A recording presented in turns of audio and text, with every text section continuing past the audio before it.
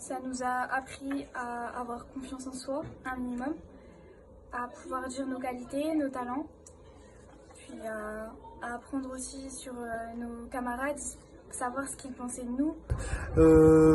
Permettre aux élèves d'abord de gagner en confiance. Il y avait un deuxième, j'ai vu un deuxième atelier avec des cartes là, avec des mots à connotation uniquement on va dire positive.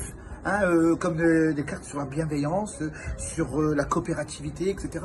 Donc, je trouvais que c'était une activité qui est enrichissante pour l'élève et qui va l'amener à être plus responsable. Voilà.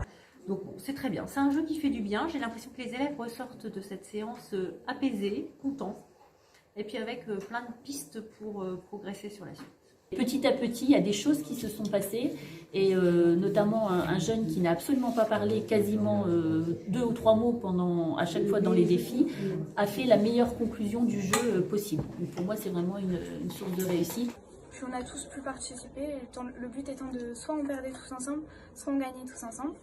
J'ai découvert des compétences de certains, de discrétion mais pas d'indifférence, de respect de l'autre surtout, de coopération. Et ça c'est très rare d'observer ça chez nous dans un contexte où on attend autre chose de l'élève en fait. Ah, moi j'ai vu, hein, ils participent à des activités collectivement, il y a un chemin à parcourir, il y a des règles à appliquer, etc.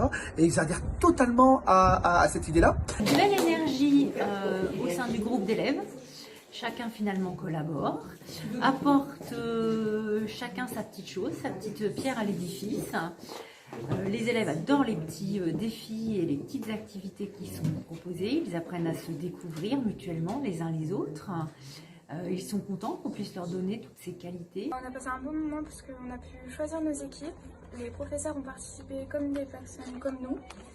On a pu appeler les animateurs par leur prénom, donc ça change un peu du cadre scolaire. L'apport extérieur d'une personne extérieure est, à mon avis, essentiel parce que ça apporte le côté hyper positif et hyper bienveillant au jeu. Et puis les élèves se disent mais tiens, il y a d'autres personnes là qui m'ont trouvé des qualités, qui ont reconnu des choses en moi. Alors moi j'ai observé dans un but non scolaire, hein, sans but de réussite ou de non-réussite, comme l'a dit votre collègue, ça c'est très important. Il n'y a pas d'objectif de ce style. Hein.